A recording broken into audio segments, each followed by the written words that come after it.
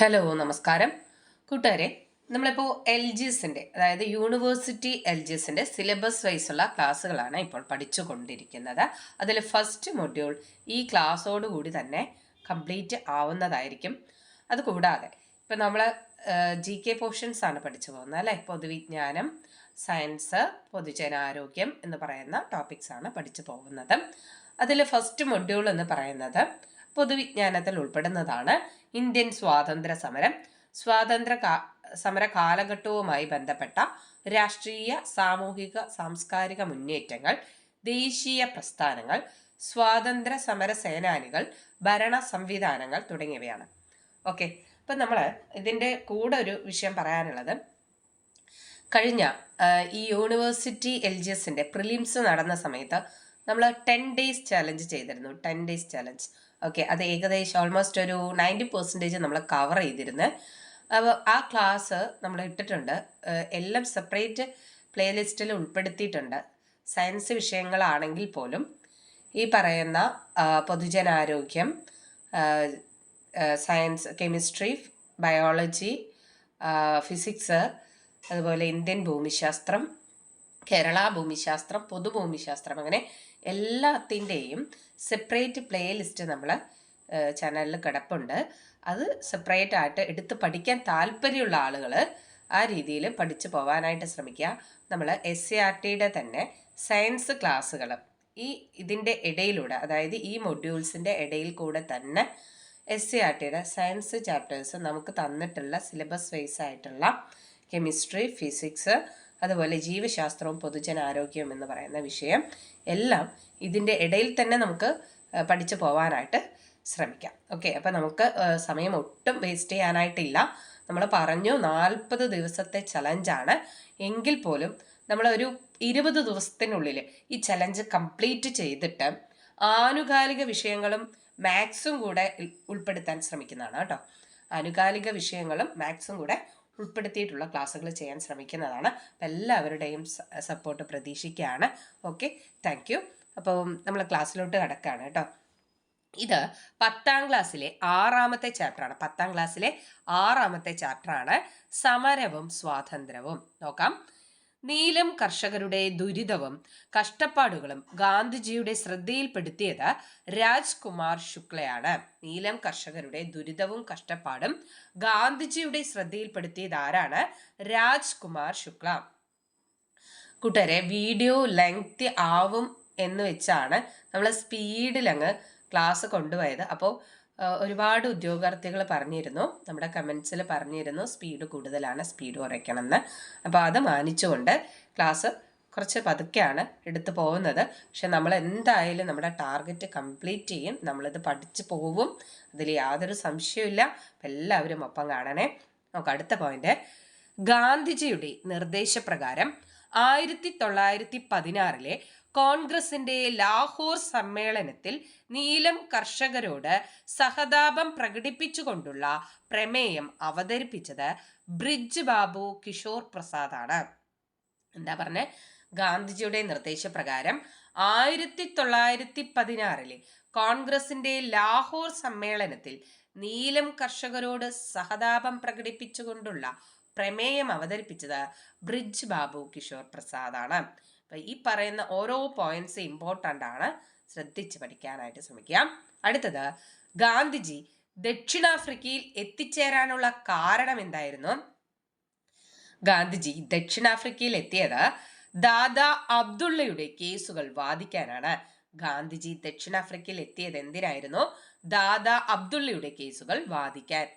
ഇന്ത്യക്കാരനായതുകൊണ്ട് വെള്ളക്കാർക്കൊപ്പം 1ാം class യാത്ര ചെയ്യാൻ അവകാശമില്ലെന്ന് പറഞ്ഞുകൊണ്ട് ഗാന്ധിജിയെ ഇറക്കിവിട്ട ട്രെയിൻ യാത്ര ഏതായിരുന്നു?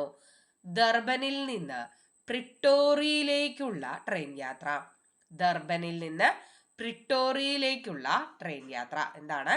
ഇന്ത്യക്കാരനായതുകൊണ്ട് വെള്ളക്കാർക്കൊപ്പം 1ാം ക്ലാസ്സിൽ യാത്ര ചെയ്യാൻ അവകാശമില്ല എന്ന് പറഞ്ഞുകൊണ്ട് ഗാന്ധിജിയെ ഇറക്കിവിട്ട ട്രെയിനാണ് ദർബനിൽ നിന്ന് പ്രിട്ടോറിയയിലേക്കുള്ള ട്രെയിൻ. ഗാന്ധിജി എത്ര വർഷം ദക്ഷിണാഫ്രിക്കയിൽ ഉണ്ടായിരുന്നു? 21 വർഷം. ഗാന്ധിജി എത്ര വർഷം ദക്ഷിണാഫ്രിക്കയിൽ ഉണ്ടായിരുന്നു? 21 വർഷം. ചമ്പാരനിലെ നീലം കർഷകരുടെ സമരം ബീഹാറിലാണ് നടന്നത്. ചമ്പാരൻ എവിടെയാണ്? ബീഹാറിലാണ്. ചമ്പാരൻ നീലം കർഷകരുടെ സമരം നടന്നത് ബീഹാറിലാണ്. വർഷം 1917. വർഷം 1917.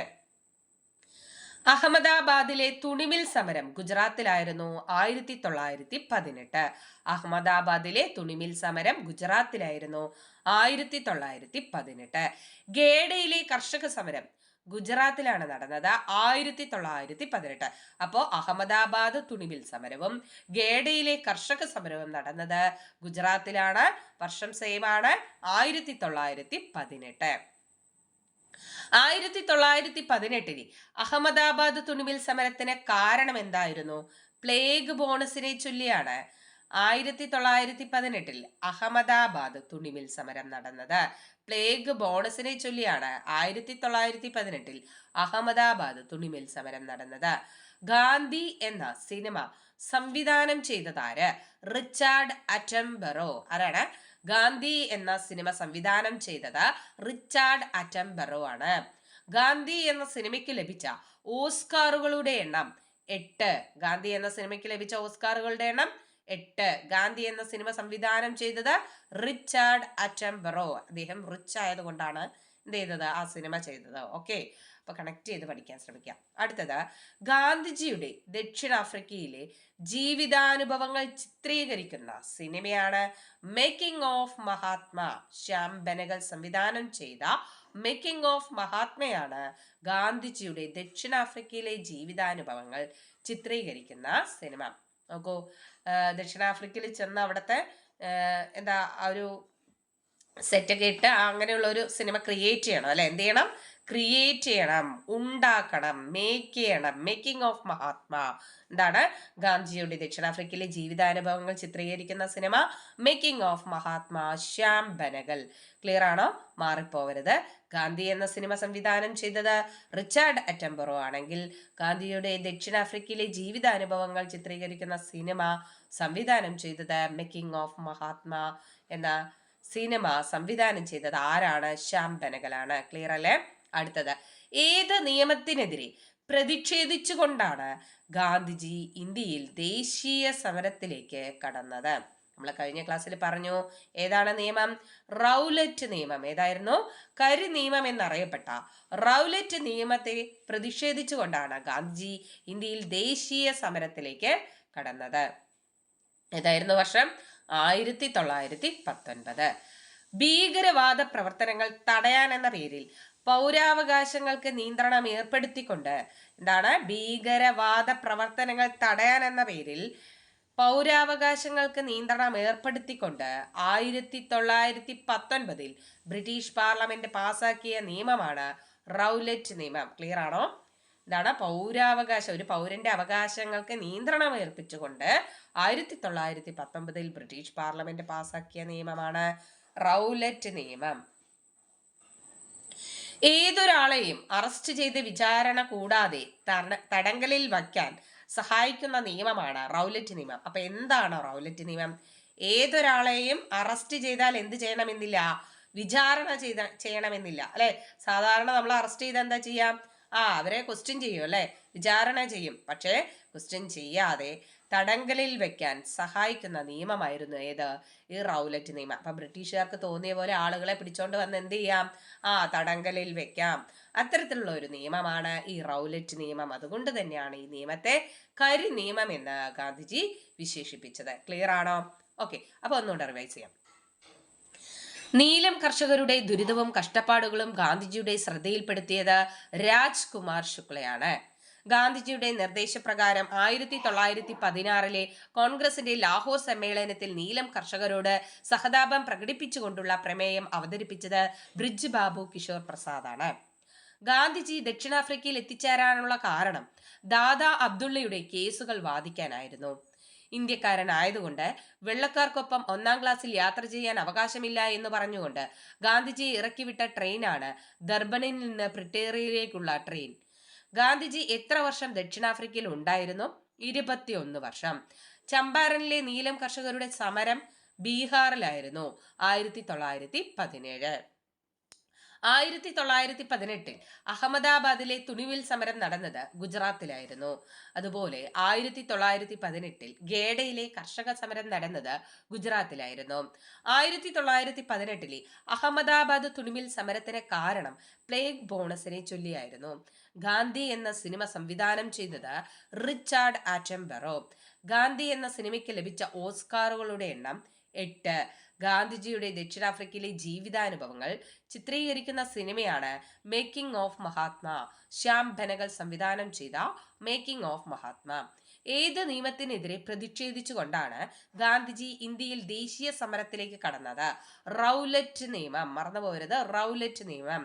ഭീകരവാദ പ്രവർത്തനങ്ങൾ തടയാനെന്ന പേരിൽ പൗരാവകാശങ്ങൾക്ക് നിയന്ത്രണം ഏർപ്പെടുത്തിക്കൊണ്ട് 1919 ബ്രിട്ടീഷ് പാർലമെന്റ് പാസാക്കിയ നിയമമാണ് റൗലറ്റ് നിയമം. ഏതൊരാളെയും അറസ്റ്റ് ചെയ്ത് വിചാരണ കൂടാതെ തടങ്കലിൽ വെക്കാൻ സഹായിക്കുന്ന നിയമമേത്? റൗലറ്റ് നിയമം. ക്ലിയർ ആണോ? റൗലറ്റ് നിയമവിരുദ്ധ സമരങ്ങൾക്ക് പഞ്ചാബിൽ നേതൃത്വം നൽകിയത് സൈഫുദ്ദീൻ കിച്ചിലും സത്യപാലുമായിരുന്നു. റൗലറ്റ് നിയമവിരുദ്ധ സമരങ്ങൾക്ക് പഞ്ചാബിൽ നേതൃത്വം നൽകിയത് സൈഫുദ്ദീൻ കിച്ചിലു, സത്യപാൽ. ആരുടെ അറസ്റ്റിൽ പ്രതിഷേധിച്ചാണ് 1919 ഏപ്രിൽ 13 ജനങ്ങൾ അമൃതസറിലെ ജാലിയൻ വാലാബാഗിൽ ഒത്തുകൂടിയത്? സൈഫുദ്ദീൻ കിച്ചിലു, സത്യപാൽ എന്നിവരുടെ അറസ്റ്റിൽ പ്രതിഷേധിച്ചാണ് 1919 ഏപ്രിൽ 13 ജനങ്ങൾ അമൃതസറിലെ ജാലിയൻ വാലാബാഗിൽ ഒത്തുകൂടിയത്.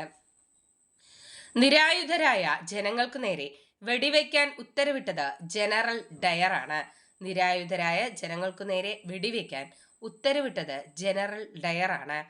പ്ലാസി യുദ്ധം ബ്രിട്ടീഷ് ഭരണത്തിന് അടിത്തറയിട്ടെങ്കിൽ ജാലിയൻ വാലാബാഗ് സമരം ബ്രിട്ടീഷ് ഭരണത്തിന്റെ അടിത്തറ ഇളക്കി.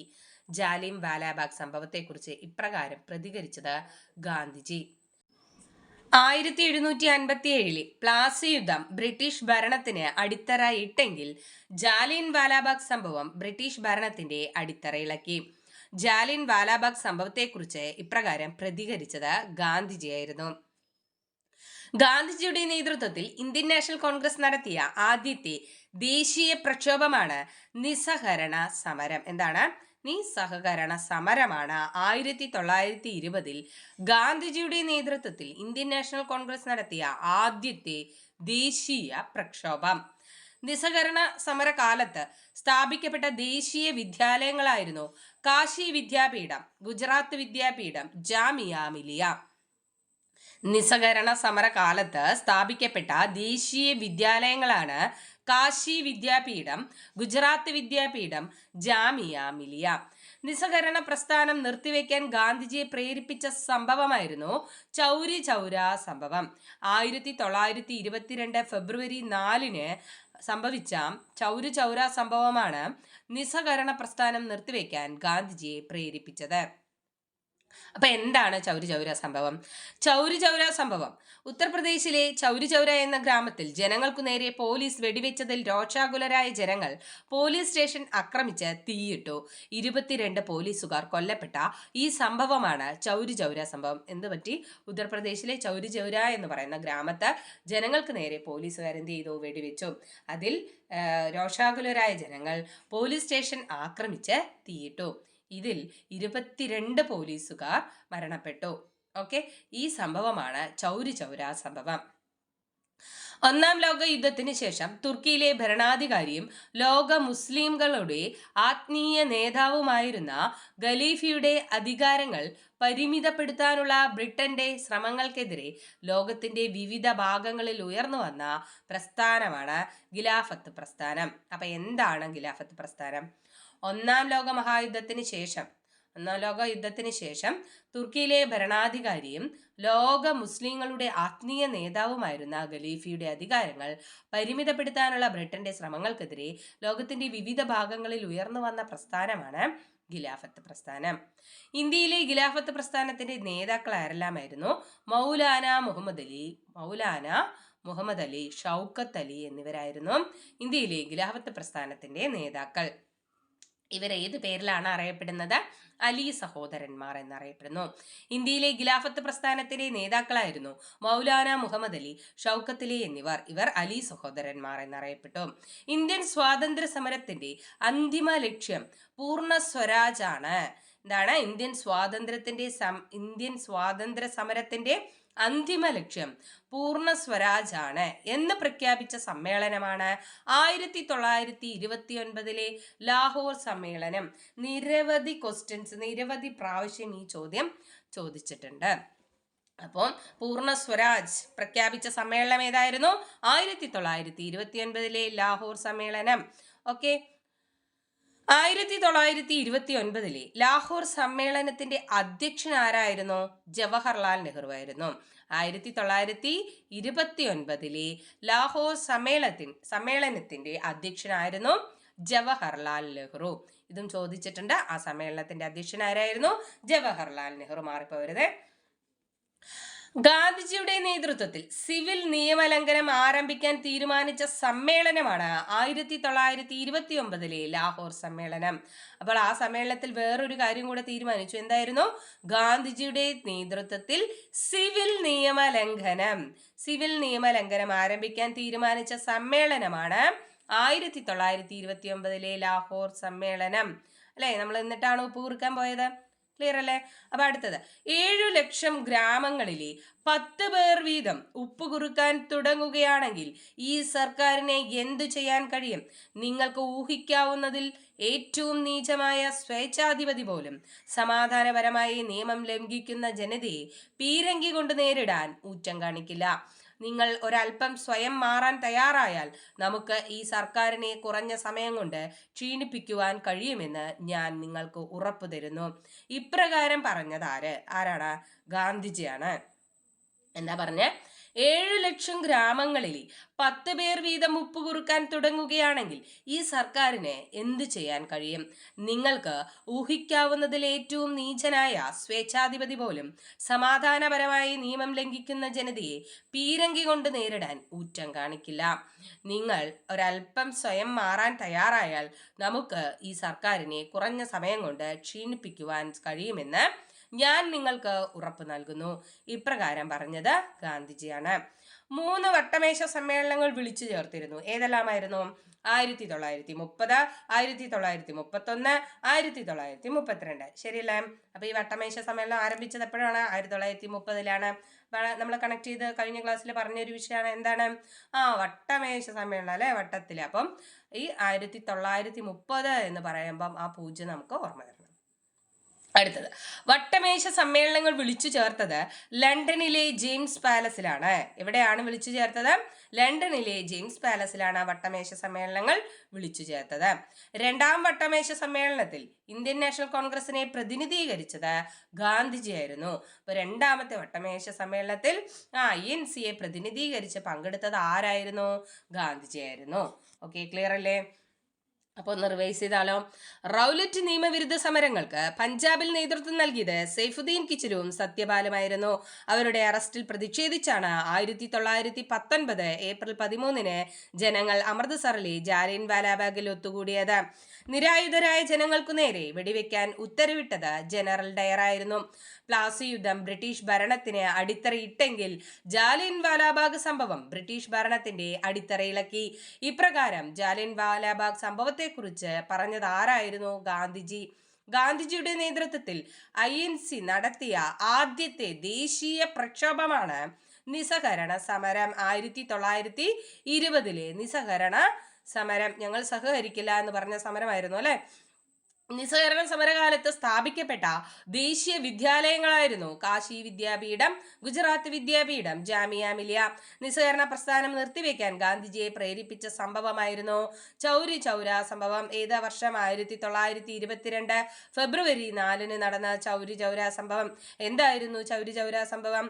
ഉത്തർപ്രദേശിലെ ചൗരി ചൗര എന്ന ഗ്രാമത്തിൽ ജനങ്ങൾക്കു നേരെ പോലീസ് വെടിവെച്ചതിൽ രോഷാകുലരായ ജനങ്ങൾ പോലീസ് സ്റ്റേഷൻ ആക്രമിച്ച് തീയിട്ടു.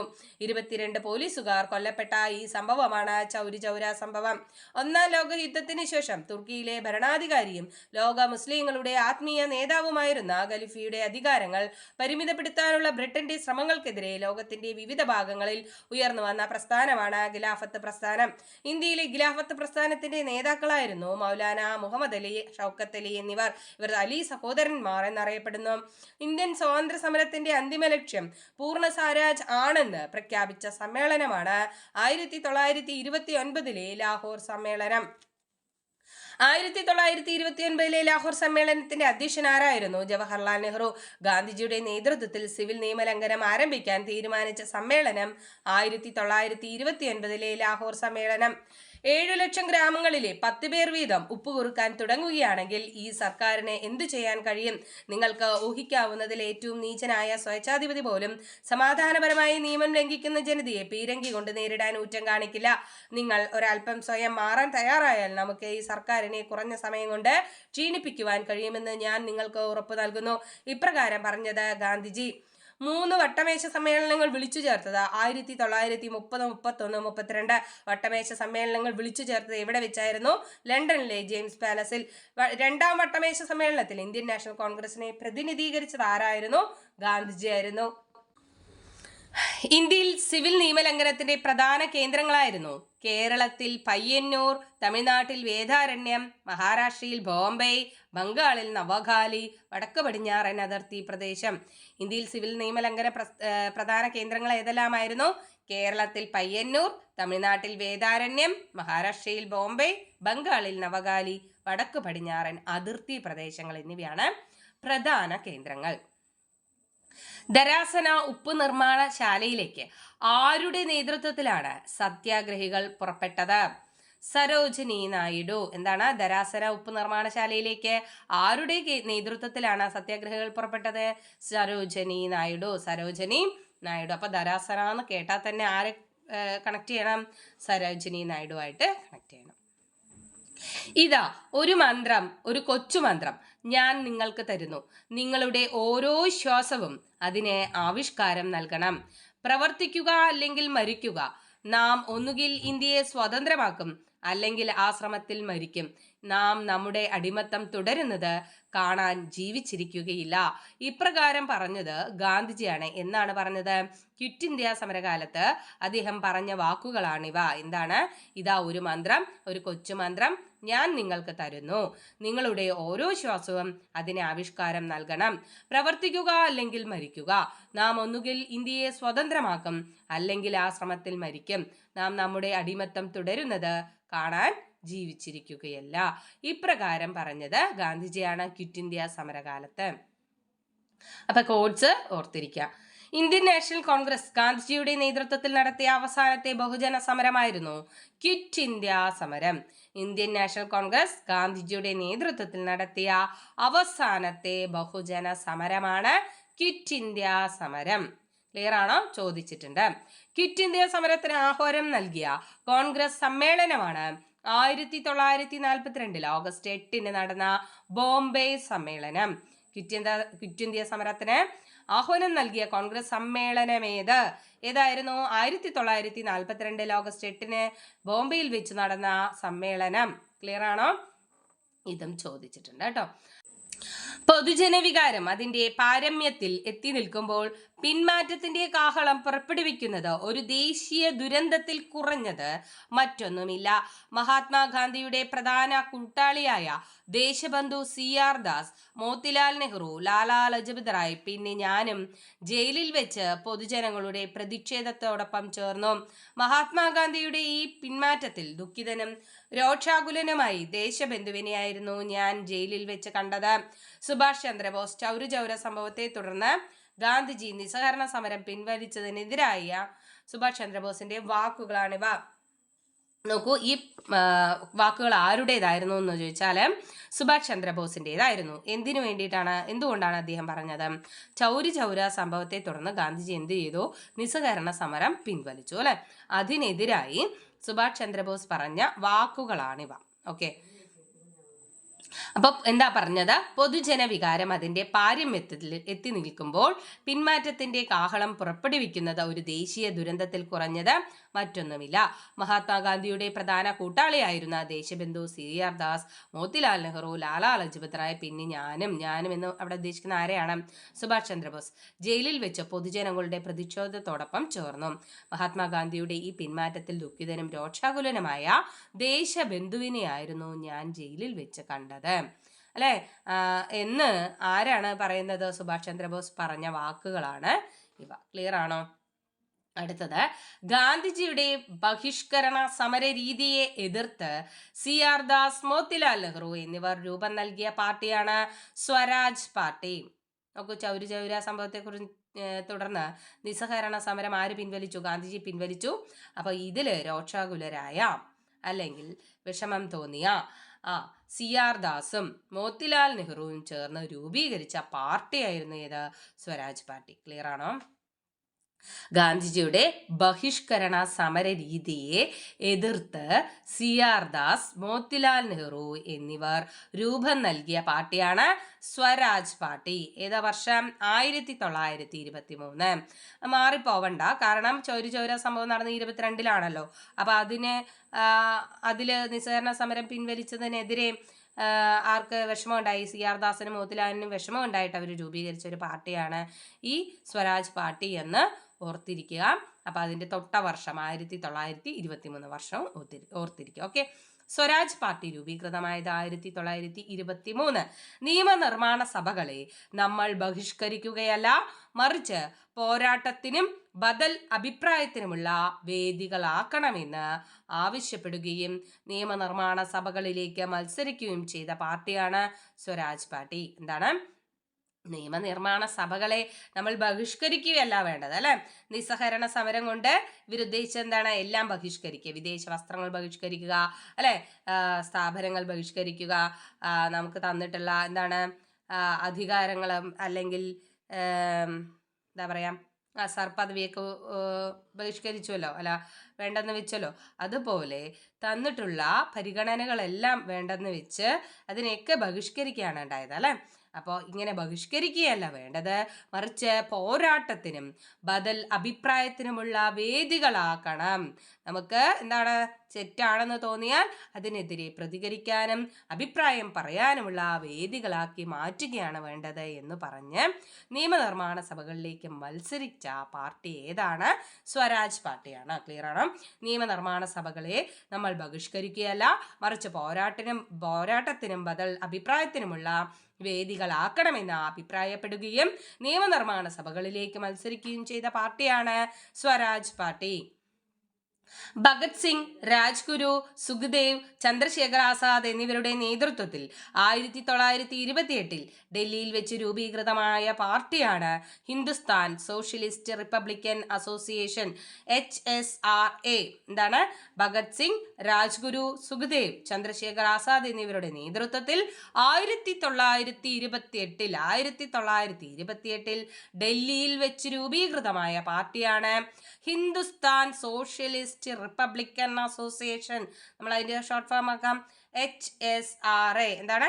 HSRA, Hindustan socialist Republican association. Clear ആണോ? ഹിന്ദുസ്ഥാൻ സോഷ്യലിസ്റ്റ് റിപ്പബ്ലിക്കൻ അസോസിയേഷൻ സായുധ വിപ്ലവത്തിനായി ആരംഭിച്ച സേനാ വിഭാഗമാണ് Republican army. Republican army.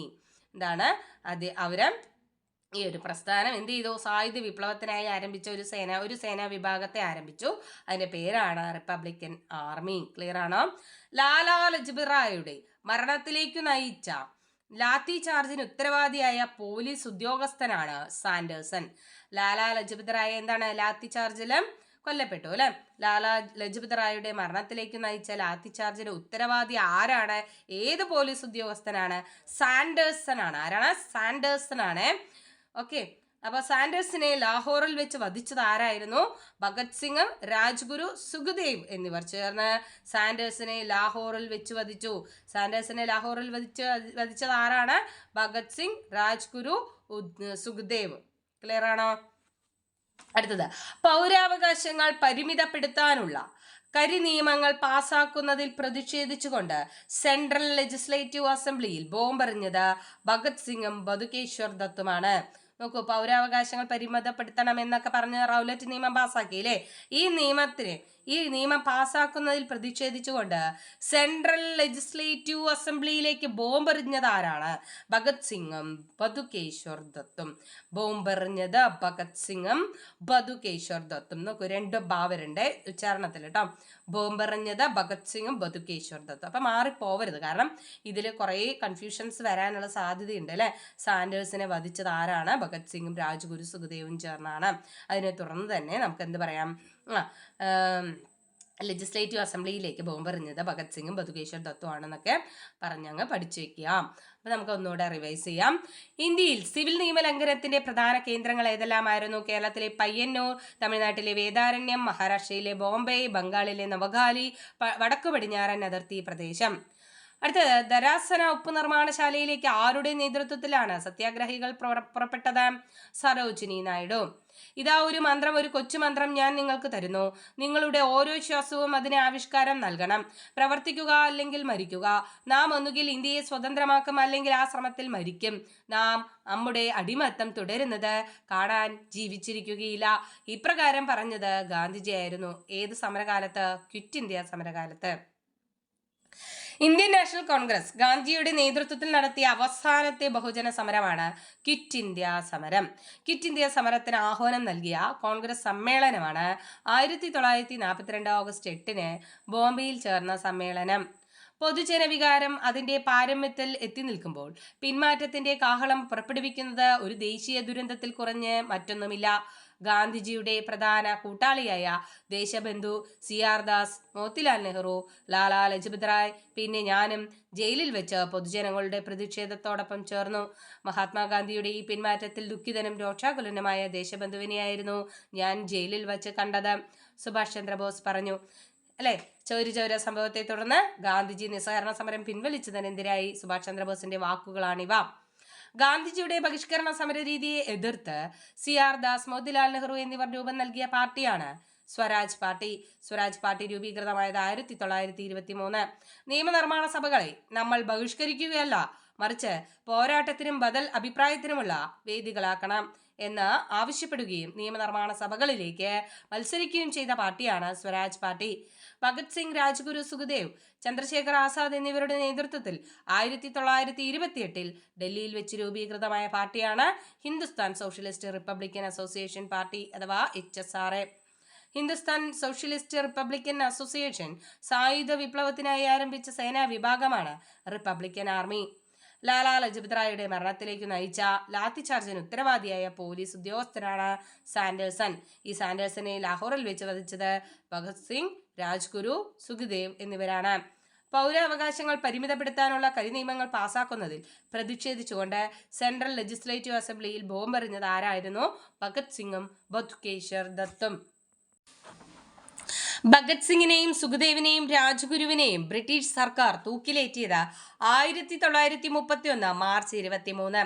Bhagat സിംഗിനെയും സുഖദേവിനെയും രാജ്ഗുരുവിനെയും British സർക്കാർ തൂക്കിലേറ്റിയത് എപ്പോഴാണ്? 1931 മാർച്ച് 23. കോൺഗ്രസ് പാർട്ടിക്കുള്ളിൽ കോൺഗ്രസ് സോഷ്യലിസ്റ്റ് വിഭാഗത്തിന് നേതൃത്വം നൽകിയത് ജവഹർലാൽ നെഹ്റുവും സുഭാഷ് ചന്ദ്രബോസും ജയപ്രകാശ് നാരായൺ, അരുൺ ആസിഫ് അലി എന്നിവർ ചേർന്നാണ്. കോൺഗ്രസ് പാർട്ടിക്കുള്ളിൽ കോൺഗ്രസ് സോഷ്യലിസ്റ്റ് വിഭാഗത്തിന് നേതൃത്വം നൽകിയത് ആരെല്ലാമായിരുന്നു? ജവഹർലാൽ നെഹ്റു, സുഭാഷ് ചന്ദ്രബോസ്, ജയപ്രകാശ് നാരായൺ, അരുൺ ആസിഫ് അലി. കോൺഗ്രസ് സോഷ്യലിസ്റ്റ് പാർട്ടി രൂപം കൊണ്ടത് 1934 ബോംബെയിൽ വെച്ചാണ്. കോൺഗ്രസ് സോഷ്യലിസ്റ്റ് പാർട്ടി രൂപം കൊണ്ടത് 1934 ബോംബെ. കോൺഗ്രസ് സോഷ്യലിസ്റ്റ് പാർട്ടിക്ക് നേതൃത്വം നൽകിയത് ജയപ്രകാശ് നാരായൺ. കോൺഗ്രസ് സോഷ്യലിസ്റ്റ് പാർട്ടിക്ക് നേതൃത്വം നൽകിയത് ആരാണ്? ജയപ്രകാശ് നാരായൺ. അഭിനവ് ഭാരത് സൊസൈറ്റി VD സവർക്കറാണ്. അഭിനവ് ഭാരത് സൊസൈറ്റി സ്ഥാപിച്ചത് VD സവർക്കർ. അനുശീലൻ സമിതി ബരീന്ദ്രകുമാർ ഘോഷും പുലിൻ ബിഹാരി ദാസും. അനുശീലൻ സമിതി സ്ഥാപിച്ചത് ബരീന്ദ്രകുമാർ ഘോഷ്, പുലിൻ ബിഹാരി ദാസ്. ഗദ്ദാർ പാർട്ടി ലാലാ ഹർദയാൽ. ഗദ്ദാർ പാർട്ടി സ്ഥാപിച്ചത് Lala Hardayal. Indian republican army Surya Sen. Indian republican army സ്ഥാപിച്ചത് ആരാണ്? സൂര്യ സെൻ ആണ്. അപ്പൊ ഒന്നുകൂടെ നോക്കാം. കോൺഗ്രസ് സോഷ്യലിസ്റ്റ് പാർട്ടിക്ക് നേതൃത്വം നൽകിയത് ജയപ്രകാശ് നാരായൺ, അഭിനവ് ഭാരത് സൊസൈറ്റി, VD സവർക്കർ, അനുശീലൻ സമിതി, Birendra Kumar Ghosh, Pulin Bihari Das, Ghadar party, Lala Hardayal, Indian republican army, Surya Sen. Gandhiji അടക്കമുള്ള കോൺഗ്രസിന്റെ മുൻനിര നേതാക്കളെല്ലാം അറസ്റ്റിലായപ്പോൾ ഒളിവിൽ നിന്നുകൊണ്ട് ക്വിറ്റ് ഇന്ത്യ സമരത്തിന് ശക്തമായ പിന്തുണ നൽകിയത് ജയപ്രകാശൻ നാരായണും അരുൺ ആസിഫ് അലിയുമാണ്. എന്താണ്? ഗാന്ധിജി അടക്കമുള്ള കോൺഗ്രസിന്റെ മുൻനിര നേതാക്കളെല്ലാം അറസ്റ്റിലായപ്പോൾ ഒളിവിൽ നിന്നുകൊണ്ട് ക്വിറ്റ് ഇന്ത്യ സമരത്തിന് ശക്തമായ പിന്തുണ നൽകിയത് ആരെല്ലാമാണ്? ജയപ്രകാശ് നാരായൺ, അരുൺ ആസിഫ് അലി. സുഭാഷ് ചന്ദ്രബോസ് രൂപീകരിച്ച രാഷ്ട്രീയ പാർട്ടിയാണ് ഫോർവേഡ് ബ്ലോക്ക്. എന്താണ്? ഫോർവേഡ് ബ്ലോക്ക് എന്ന പാർട്ടിയാണ് സുഭാഷ് ചന്ദ്രബോസ് രൂപീകരിച്ചത്. അപ്പോൾ സുഭാഷ് ചന്ദ്രബോസ് രൂപീകരിച്ച party forward block. Indian national army രൂപീകരിച്ചത് റാഷ് ബിഹാരി ബോസ് ആണ്. നോക്കൂ, ഫോർവേഡ് ബ്ലോക്ക് ആരുടേതാണ്? സുഭാഷ് ചന്ദ്രബോസിന്റെ. എന്നാൽ INA അല്ലെ, ഇന്ത്യൻ നാഷണൽ ആർമി രൂപീകരിച്ചത് ആരാണ്? റാഷ് ബിഹാരി ബോസ് ആണ്. മാറരുത്. റാഷ് ബിഹാരി ബോസ് INA രൂപീകരിച്ചതിന് ശേഷം ഇന്ത്യൻ നാഷണൽ ആർമിയുടെ നേതൃത്വം ഏറ്റെടുത്തത് സുഭാഷ് ചന്ദ്രബോസ് ആണ്. INA രൂപീകരിച്ചത് റാഷ് ബിഹാരി ബോസ് ആണ്.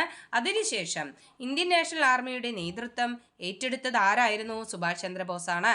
സുഭാഷ് ചന്ദ്രബോസിന്റെ നേതൃത്വത്തിൽ സ്വതന്ത്ര ഭാരതത്തിന് ഒരു താൽക്കാലിക ഗവൺമെന്റ് രൂപം കൊടുത്തത് സിംഗപ്പൂരിൽ വെച്ചാണ്. സുഭാഷ് ചന്ദ്രബോസിന്റെ നേതൃത്വത്തിൽ സ്വതന്ത്ര ഭാരതത്തിന് ഒരു താൽക്കാലിക ഗവൺമെന്റ് രൂപം കൊടുത്തു. അത് എവിടെ വെച്ചായിരുന്നു? സിംഗപ്പൂരിൽ വെച്ചായിരുന്നു. ഇന്ത്യൻ നാഷണൽ ആർമിയുടെ വനിതാ വിഭാഗം അറിയപ്പെട്ടത് ഝാൻസി റാണി റെജിമെന്റ്. INAയുടെ വനിതാ വിഭാഗം അറിയപ്പെട്ടത് ഏത് പേരിലാണ്? ഝാൻസി റാണി റെജിമെന്റ്. ഝാൻസി റാണി റെജിമെന്റിന്റെ ചുമതല നിർവഹിച്ചത് ക്യാപ്റ്റൻ ലക്ഷ്മി ആയിരുന്നു. ആരായിരുന്നു? ക്യാപ്റ്റൻ ലക്ഷ്മി. ഝാൻസി റാണി റെജിമെന്റിന്റെ ചുമതല നിർവഹിച്ചത് ആരായിരുന്നു? ക്യാപ്റ്റൻ ലക്ഷ്മി ആയിരുന്നു. ഏതു രാജ്യത്തിന്റെ സഹായത്തോടെയാണ് സുഭാഷ് ചന്ദ്രബോസിന്റെ നേതൃത്വത്തിലുള്ള ഇന്ത്യൻ നാഷണൽ ആർമി ഇന്ത്യയുടെ വടക്കു കിഴക്കൻ അതിർത്തി വരെ എത്തുകയും ഇംഫാലിൽ ദേശീയ പതാക ഉയർത്തുകയും ചെയ്തത്? ജപ്പാൻ. അപ്പൊ ജപ്പാന്റെ സഹായത്തോടുകൂടി സുഭാഷ് ചന്ദ്രബോസിന്റെ നേതൃത്വത്തിലുള്ള INA ഇന്ത്യയുടെ വടക്കു കിഴക്കൻ അതിർത്തി വരെ എത്തുകയും ഇംഫാലിൽ ദേശീയ പതാക ഉയർത്തുകയും ചെയ്തു. 1920 അഖിലേന്ത്യാ ട്രേഡ് യൂണിയൻ കോൺഗ്രസ് രൂപീകരിച്ചത് NM ജോഷിയും ലാലാ ലജ്പത് റായും ചേർന്നാണ്. 1920 അഖിലേന്ത്യാ ട്രേഡ് യൂണിയൻ കോൺഗ്രസ് രൂപീകരിച്ചത് NM ജോഷിയും ലാലാ ലജ്പത് റായും ചേർന്നാണ്. NG രംഗ അടക്കമുള്ള കർഷക നേതാക്കളുടെ ശ്രമഫലമായി ലാഹോറിൽ വെച്ച് സ്ഥാപിതമായ സംഘടനയാണ് അഖിലേന്ത്യാ കിസാൻ കോൺഗ്രസ്. അപ്പൊ അടുത്തത് പറയുന്നത് എന്താണ്? അഖിലേന്ത്യാ കിസാൻ കോൺഗ്രസ് ആണ്. അപ്പൊ ഇത് നോട്ട് ചെയ്ത് വെച്ച് പഠിക്കുക. അഖിലേന്ത്യാ ട്രേഡ് യൂണിയൻ ആരെല്ലാമായി ബന്ധപ്പെട്ടിരിക്കുന്നു? NM ജോഷി, ലാലാ ലജ്പത് റായ്. അപ്പൊ അഖിലേന്ത്യാ കിസാൻ കോൺഗ്രസ് ആരാണ്? NG രംഗ. എന്താണ്? NG രംഗ. അപ്പം ചിലപ്പോൾ നമുക്ക് സ്റ്റേറ്റ്മെന്റ് വൈസ് ക്വസ്റ്റ്യൻസ് ഒക്കെ ഇങ്ങനെ ചോദിക്കാനുള്ള സാധ്യതയുണ്ട്. അതുകൊണ്ട് ഒരു പോയിന്റ് വിട്ടുപോകരുത്. NG രംഗ അടക്കമുള്ള കർഷക നേതാക്കളുടെ ശ്രമഫലമായി ലാഹോറിൽ വെച്ച് സ്ഥാപിതമായ സംഘടനയാണ് അഖിലേന്ത്യാ കിസാൻ കോൺഗ്രസ്. അഖിലേന്ത്യാ കിസാൻ കോൺഗ്രസ്. അഖിലേന്ത്യാ കിസാൻ കോൺഗ്രസ് പിന്നീട് അറിയപ്പെട്ടത് അഖിലേന്ത്യാ കിസാൻ സഭ എന്നാണ്. അഖിലേന്ത്യാ കിസാൻ കോൺഗ്രസ് പിന്നീട് എന്തായി മാറി? അഖിലേന്ത്യാ കിസാൻ സഭയായി മാറി. കർഷകരുടെ ആവശ്യങ്ങൾ ഉൾക്കൊള്ളിച്ചുകൊണ്ട് ഒരു കിസാൻ മാനിഫെസ്റ്റോയ്ക്ക് രൂപം നൽകിയ അഖിലേന്ത്യാ കിസാൻ സഭ സമ്മേളനം നടന്നത് ബോംബെയിൽ വെച്ചാണ്. അഖിലേന്ത്യാ കിസാൻ സഭ സമ്മേളനം നടന്ന എവിടെ വെച്ചാണ്? ബോംബെയിൽ വെച്ചാണ്. എന്തായിരുന്നു അതിന്റെ അജണ്ട? കർഷകരുടെ ആവശ്യങ്ങൾ ഉൾക്കൊള്ളിച്ചുകൊണ്ട് ഒരു കിസാൻ മാനിഫെസ്റ്റോയ്ക്ക് രൂപം നൽകുക എന്നതായിരുന്നു അതിന്റെ ലക്ഷ്യം, അല്ലെ? അപ്പൊ കർഷകരുടെ ആവശ്യങ്ങൾ ഉൾക്കൊള്ളിച്ചുകൊണ്ട് ഒരു കിസാൻ മാനിഫെസ്റ്റോയ്ക്ക് രൂപം നൽകിയ അഖിലേന്ത്യാ കിസാൻ സഭ സമ്മേളനം നടന്നത് ബോംബെയിൽ വെച്ചാണ്. നോക്കാം, കുറച്ച് സമരങ്ങളും നടന്ന സ്ഥലങ്ങളും തന്നിട്ടുണ്ട്. നോക്കാം. തേഭാഗ സമരം. തേഭാഗ സമരം നടന്ന എവിടെയാണ്? ബംഗാളിലാണ്. തേഭാഗ ബംഗാൾ, തേഭാഗ ബംഗാൾ. അങ്ങനെ കണക്ട് ചെയ്യുക. ബംഗാൾ തേഭാഗ ബംഗാൾ. അടുത്ത തെലുങ്കാന സമരം ആന്ധ്രാപ്രദേശ്. തെലുങ്കാന സമരം എവിടെയായിരിക്കും? ആന്ധ്രാപ്രദേശിലാണ്. നാവിക കലാപം നടന്നത് ബോംബെയിലാണ്. നാവിക കലാപം എവിടെയാണ് നടന്നത്? ബോംബെയിലാണ്, അല്ലെ? അവിടെയല്ലേ തുറമുഖം ഉള്ളത്. അപ്പൊ നമ്മള് തുറമുഖമായിട്ട് കണക്ട് ചെയ്യുക. നാവിക കലാപം ബോംബെയിൽ തുറമുഖം. ഓക്കെ. മുംബൈ തുറമുഖം എങ്ങനെ കണക്ട് ചെയ്ത് പഠിക്കാനായിട്ട് ശ്രമിക്കുക. അപ്പൊ തേഭാഗ സമരം ബംഗാൾ, തെലങ്കാന സമരം ആന്ധ്രാപ്രദേശ്, നാവിക കലാപം നടന്നത് ബോംബെയിലാണ്. ഓക്കെ, ഒന്നുകൂടെ റിവൈസ് ചെയ്യാം. ഭഗത് സിംഗിനെയും സുഖദേവിനെയും രാജ്ഗുരുവിനെയും ബ്രിട്ടീഷ് സർക്കാർ തൂക്കിലേറ്റിയത് 1931 മാർച്ച് 23. കോൺഗ്രസ് പാർട്ടിക്കുള്ളിൽ കോൺഗ്രസ് സോഷ്യലിസ്റ്റ് വിഭാഗത്തിന് നേതൃത്വം നൽകിയത് ജവഹർലാൽ നെഹ്റു, സുഭാഷ് ചന്ദ്രബോസ്, ജയപ്രകാശ് നാരായൺ, അരുണ ആസിഫ് അലി എന്നിവരാണ്. കോൺഗ്രസ് സോഷ്യലിസ്റ്റ് പാർട്ടി രൂപം കൊണ്ടത് 1934 ബോംബെ സമ്മേളനത്തിൽ. കോൺഗ്രസ് സോഷ്യലിസ്റ്റ് പാർട്ടിക്ക് നേതൃത്വം നൽകിയത് ജയപ്രകാശ് നാരായൺ. Abhinav Bharat society VD Savarkar. അനുശീലൻ സമിതി ബരീന്ദ്രകുമാർ ഘോഷും പുലിൻ ബിഹാരി ദാസും. നമുക്ക് ഈ പറയുന്നതൊക്കെ എന്താണ്, ഓരോ സൊസൈറ്റികളോ സമിതികളോ സംഘടനകളോ ഒക്കെയാണ്. ഓക്കെ, അനുശീലൻ സമിതി എന്ന് പറയുന്ന സംഘടന സ്ഥാപിച്ചത് ബരീന്ദ്രകുമാർ ഘോഷ്, പുലിൻ ബിഹാരി ദാസ്. അപ്പൊ വെറുതെ അത് റിപ്പീറ്റ് ചെയ്യേണ്ടെന്ന് വെച്ചിട്ടാണ്. ഇത് ഇങ്ങനെ തന്നെയാണ് ചോദിക്കുക. പരീക്ഷയ്ക്ക് ഈ ചേരമ്പടി ചേർക്കാനോ അല്ലെങ്കിൽ സ്റ്റേറ്റ്മെന്റ് ക്വസ്റ്റ്യൻസ് ആയിട്ട് ചോദിക്കാൻ ഒരുപാട് സാധ്യതയുള്ള, അല്ലെങ്കിൽ ചോദിച്ചിട്ടുമുണ്ട്. ഓക്കെ, ഇതിൽ ഏതൊക്കെ ചോദിച്ചിട്ടുണ്ട്? ഗദ്ദാർ പാർട്ടി ചോദിച്ചിട്ടുണ്ട്, ഇന്ത്യൻ റിപ്പബ്ലിക്കൻ ആർമി ചോദിച്ചിട്ടുണ്ട്, അനുശീലൻ സമിതി ചോദിച്ചിട്ടുണ്ട്. ഓക്കെ, ഇതൊക്കെ ചോദിച്ച ചോദ്യങ്ങളും കൂടിയാണ്. ഓക്കെ, അപ്പൊ നോക്കാം. Abhinav Bharat society VD Savarkar, Anushilan Samiti Barindrakumar Ghosh, Pulin Bihari Das, Ghadar party Lala Hardayal, Indian republican army Surya Sen. Clear ആണോ? ഗാന്ധിജി അടക്കമുള്ള കോൺഗ്രസിന്റെ മുൻനിര നേതാക്കളെല്ലാം അറസ്റ്റിലായപ്പോൾ ഒളിവിൽ നിന്നുകൊണ്ട് ക്വിറ്റ് ഇന്ത്യ സമരത്തിന് ശക്തമായ പിന്തുണ നൽകിയത് ജയപ്രകാശ് നാരായണും അരുൺ ആസിഫ് അലിയുമാണ്. സുഭാഷ് ചന്ദ്രബോസ് രൂപീകരിച്ച രാഷ്ട്രീയ പാർട്ടിയാണ് forward block. Indian national army രൂപീകരിച്ചത് റാഷ് ബിഹാരി ബോസ് ആണ്. ഇന്ത്യൻ നാഷണൽ ആർമിയുടെ നേതൃത്വം ഏറ്റെടുത്തത് സുഭാഷ് ചന്ദ്രബോസ്. സുഭാഷ് ചന്ദ്രബോസിന്റെ നേതൃത്വത്തിൽ സ്വതന്ത്ര ഭാരതത്തിന് ഒരു താൽക്കാലിക ഗവൺമെന്റ് രൂപം നൽകിയത് എവിടെ വെച്ചാണ്? സിംഗപ്പൂരിൽ വെച്ച്. ഇന്ത്യൻ നാഷണൽ ആർമിയുടെ വനിതാ വിഭാഗമാണ് ഝാൻസി റാണി റെജിമെന്റ്. ഝാൻസി റാണി റെജിമെന്റിന്റെ ചുമതല നിർവഹിച്ചത് ക്യാപ്റ്റൻ ലക്ഷ്മിയാണ്.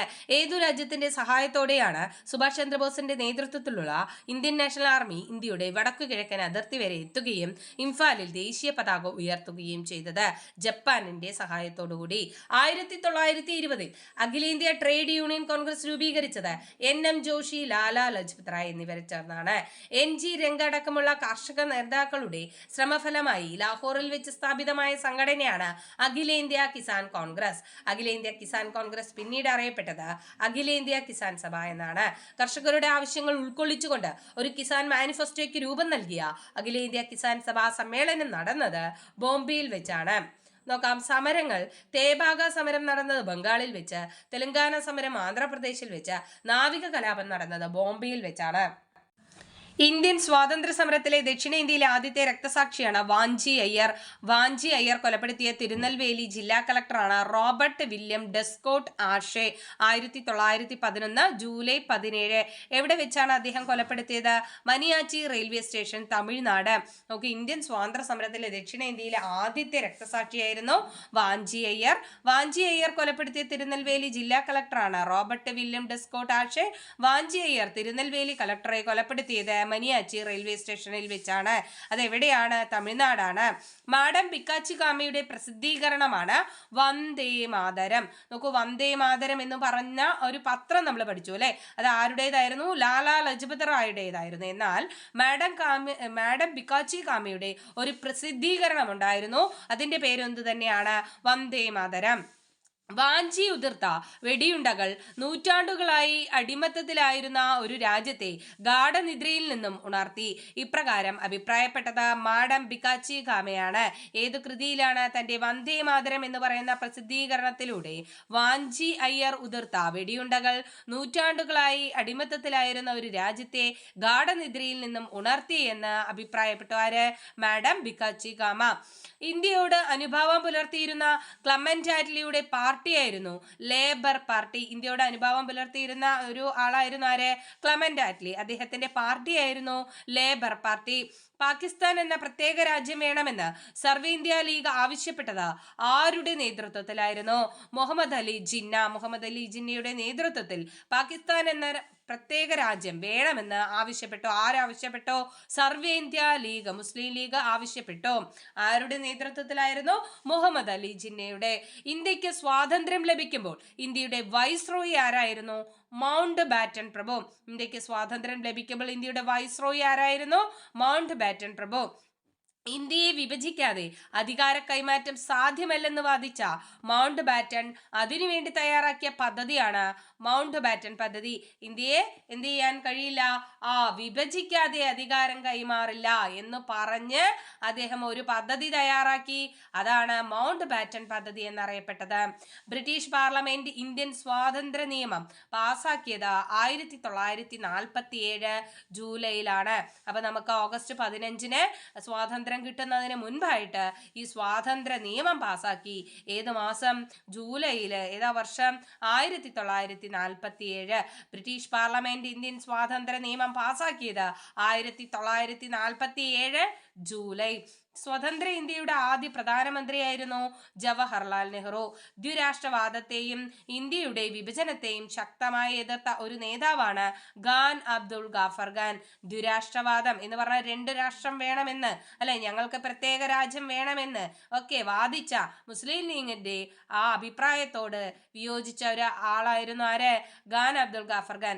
ദ്വിരാഷ്ട്രവാദത്തെയും ഇന്ത്യയുടെ വിഭജനത്തെയും ശക്തമായി എതിർത്തിരുന്ന നേതാവാണ് ഖാൻ അബ്ദുൾ ഗാഫർ ഖാൻ. ഇന്ത്യയുടെ വടക്കു പടിഞ്ഞാറൻ അതിർത്തി പ്രദേശങ്ങളിൽ നിരവധി സമരത്തിന് നേതൃത്വം നൽകിയത് ഖാൻ അബ്ദുൾ ഗാഫർ ഖാൻ ആണ്. ഇന്ത്യയുടെ വടക്ക് പടിഞ്ഞാറൻ അതിർത്തി എന്ന് പറഞ്ഞാൽ തന്നെ നമുക്ക് ഓർമ്മ വരിക ആരെയാണ്? ഖാൻ അബ്ദുൾ ഗാഫർ ഖാനെയാണ്. ഇന്ത്യയുടെ വടക്ക് പടിഞ്ഞാറൻ അതിർത്തി പ്രദേശങ്ങളിൽ നിരവധി സമരത്തിന് നേതൃത്വം നൽകിയ വ്യക്തിയാണ് ഖാൻ അബ്ദുൾ ഗാഫർ ഖാൻ. അതുകൊണ്ട് തന്നെ അദ്ദേഹം അതിർത്തി ഗാന്ധി എന്നറിയപ്പെടുന്നു. അതിർത്തി ഗാന്ധി എന്നറിയപ്പെട്ടത് ആരാണ്?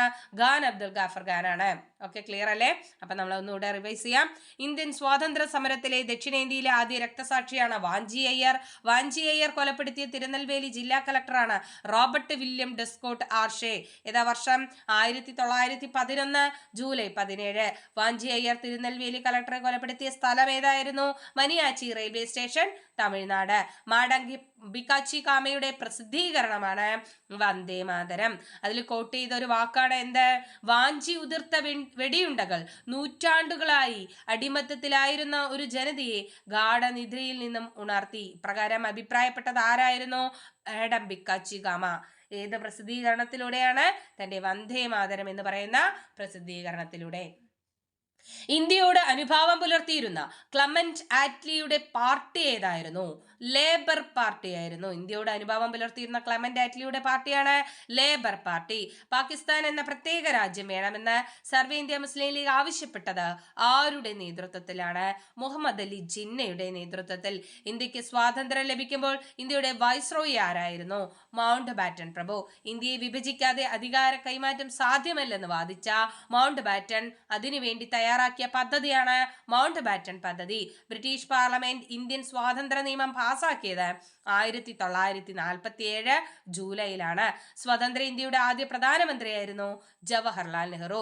ദുരാഷ്ട്രവാദത്തെയും ഇന്ത്യയുടെ വിഭജനത്തെയും ശക്തമായി എതിർത്തിരുന്ന നേതാവാണ് ഖാൻ അബ്ദുൾ ഗാഫർ ഖാൻ. ഇന്ത്യയുടെ വടക്കു പടിഞ്ഞാറൻ അതിർത്തി പ്രദേശങ്ങളിൽ നിരവധി സമരത്തിന് നേതൃത്വം നൽകിയത് ഖാൻ അബ്ദുൾ ഗാഫർ ഖാനാണ്. അതിർത്തി ഗാന്ധി എന്നറിയപ്പെട്ടത് ഖാൻ അബ്ദുൾ ഗാഫർ ഖാനാണ്. ഓക്കെ, അങ്ങനെ നമ്മുടെ ഈ ഫസ്റ്റ് മൊഡ്യൂൾ കംപ്ലീറ്റ് ആയിരിക്കുകയാണ് കൂട്ടുകാരെ. നമ്മുടെ ഫസ്റ്റ് മൊഡ്യൂൾ കംപ്ലീറ്റ് ആയി. ഇത് വൃത്തിയായി പഠിക്കുക, കേട്ട് പഠിക്കുക, പോയിന്റ്സ് നോട്ട് ചെയ്ത് പഠിക്കുക. ഓക്കെ, ഇത്ര മാത്രമേ പറയാനുള്ളൂ. നമുക്ക് അടുത്ത മൊഡ്യൂളിൽ അടുത്ത ക്ലാസ്സിൽ കാണാം. താങ്ക്